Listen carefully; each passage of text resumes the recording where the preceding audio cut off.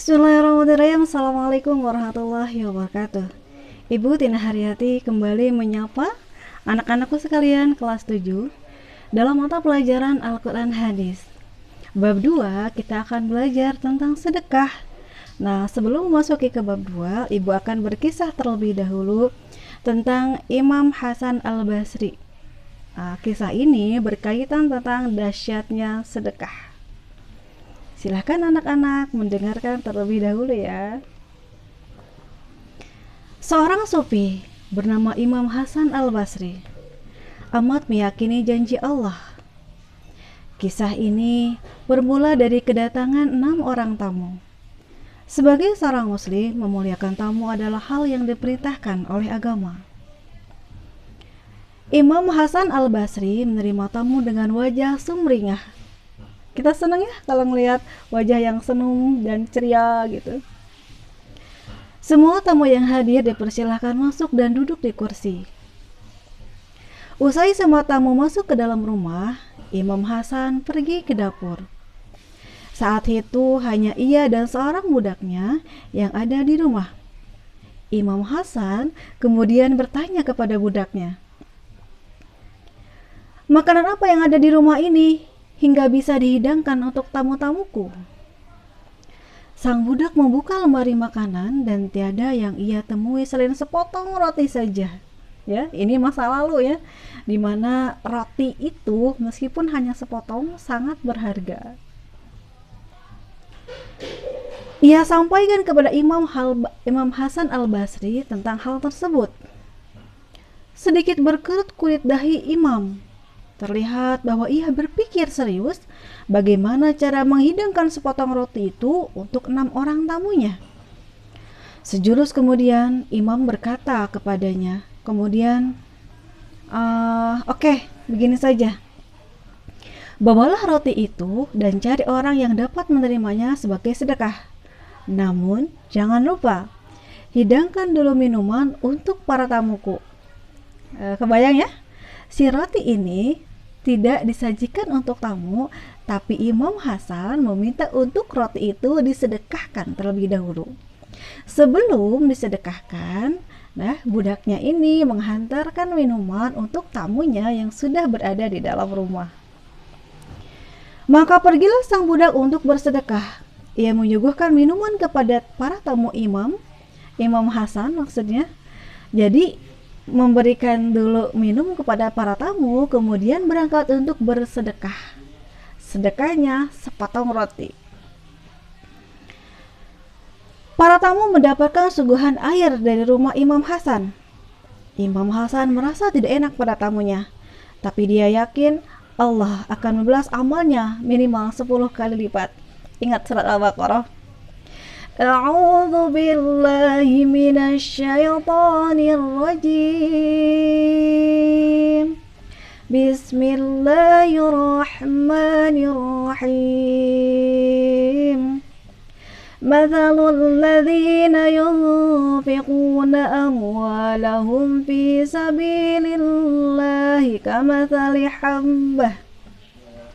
كمثل حبة أنبتت 7 سنابل في كل سنبلة 100 حبة والله يضاعف لمن يشاء والله واسع عليم. Al-ayah. Mohon maaf kalau tadi ada beberapa kekurangan dalam bacaannya ya. Kayaknya gugup menghadapi anak-anak. Jadi dalam ayat tersebut pun Allah berfirman bahwa ketika kita bersedekah, Allah akan lipat gandakan, bahkan tidak hanya 10, bisa lebih, bisa 70, kemudian 700, bahkan kepada orang-orang yang Allah kehendaki, Allah bisa melipat gandakannya lebih gitu. Imam Hasan kedatangan seorang tamu lagi yang datang dengan membawa sebuah nampan.